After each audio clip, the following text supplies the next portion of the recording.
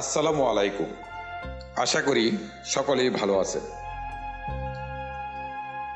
আপনারা কি জানেন শেষ যুগে এক মহান নেতা আসবেন, যিনি পৃথিবীকে ন্যায় ও সত্যের আলোয় আলোকিত করবেন। কিন্তু তার আগমন নিয়ে রয়েছে বিরাট এক রহস্য।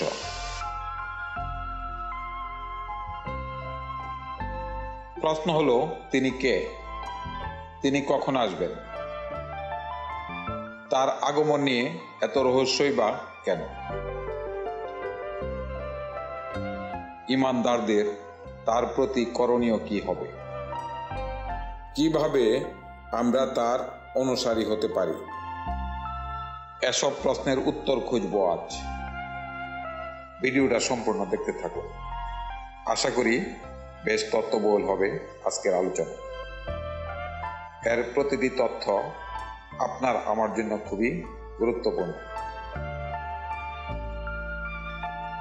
শুরুতে যার কথা বলা হয়েছে তিনি হলেন ইমাম মাহদী। তিনি এমন একজন মহান নেতা, যিনি ইসলামিক বর্ণনা অনুযায়ী শেষ যুগে আবির্ভূত হবেন। নিশ্চয়ই আপনারা তার নাম শুনেছেন। চলুন তার সম্পর্কে আরো কিছু জানি।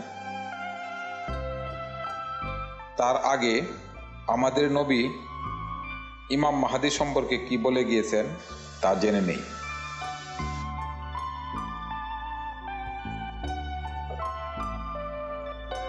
মহানবী হযরত মুহাম্মদ সাল্লাল্লাহু আলাইহি ওয়াসাল্লাম বলেছেন,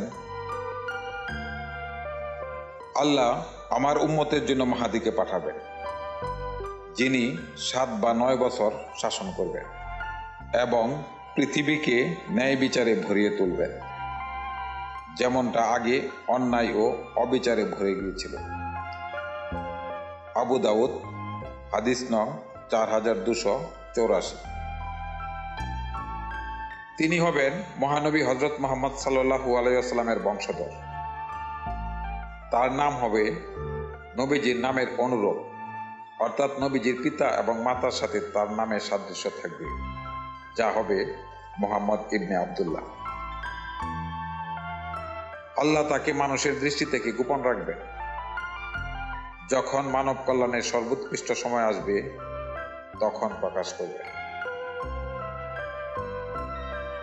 কিন্তু কেন ইমাম মাহদীর আগমন এত গোপন? ইমাম মাহদী এমন এক সময়ে আসবেন যখন পৃথিবী অন্যায়, দুর্নীতি ও অবিচারে ভরে যাবে।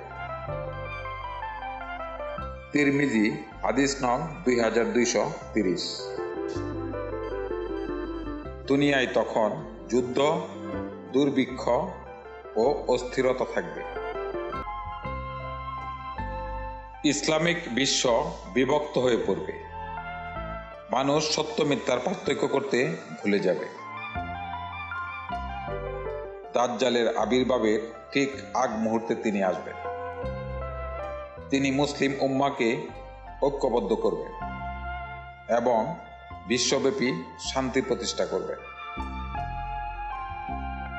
প্রিয় সুধী, দাজ্জালের আগমন নিয়ে আমাদের তৈরি একটা ভিডিওর লিংক ডেসক্রিপশনে দেওয়া আছে, দেখতে পারেন। অনেক ইসলামিক বর্ণনায় বলা হয়েছে ইমাম মাহদীর আগমন সাধারণ মানুষের জন্য এক বিস্ময়কর ঘটনা হবে, কারণ অনেকে তাকে চিনতে পারবে না, আবার অনেকে তাকে মেনে নিতে দ্বিধাগ্রস্ত হবে। এখানে উল্লেখ্য যে ইতিমধ্যে অনেক লোক ভিন্ন ভিন্ন সময়ে নিজেদের ইমাম মাহদী বলে দাবি করেছে।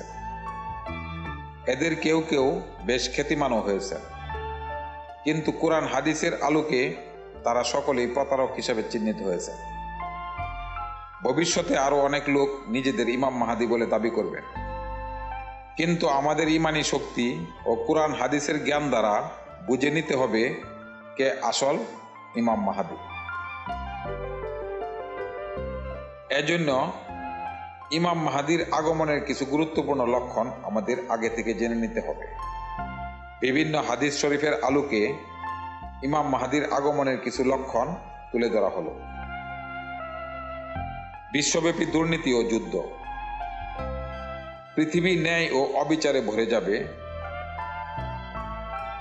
কাবা শরীফে কিছু রহস্যময় ঘটনা ঘটবে, যা ইমাম মাহদীর আগমন জানান দিবে। কিছু ইসলামিক গ্রন্থে উল্লেখ আছে, এক বিশেষ রাতে আকাশে একটি উজ্জ্বল নক্ষত্র দেখা যাবে। একটি বড় যুদ্ধ সংঘটিত হবে, যা মালহামা নামে পরিচিত হবে, যেখানে অনেক রক্তক্ষয়ী যুদ্ধের পর মুসলিম বাহিনী জয়লাভ করবে।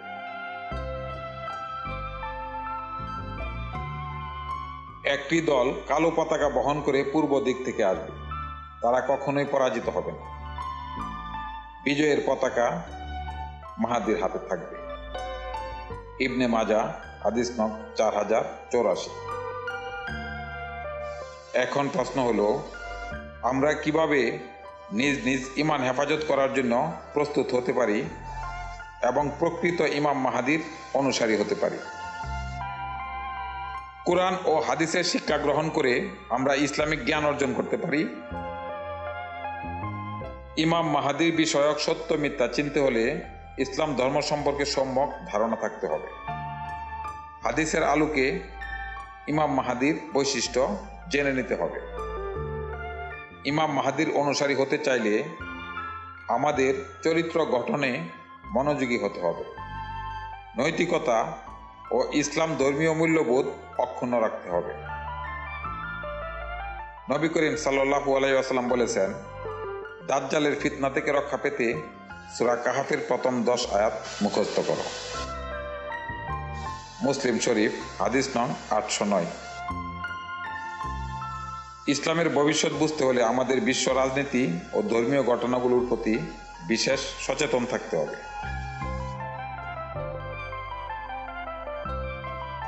শুধু দর্শক মণ্ডলী, ইমাম মাহাদির আগমন একটি গুরুত্বপূর্ণ সত্য। আমরা জানি না তিনি কখন আসবেন। এজন্য সদা নিজেদের প্রস্তুত রাখতে হবে। এ বিষয়ে আপনার মতামত জানিয়ে কমেন্টে লিখতে পারেন। লাইক, শেয়ার, সাবস্ক্রাইব এবং ফলো করে বিষয়টির বহুল প্রচারে অবদান রাখতে পারেন। আজ এ পর্যন্তই। সকলেই ভালো থাকবেন।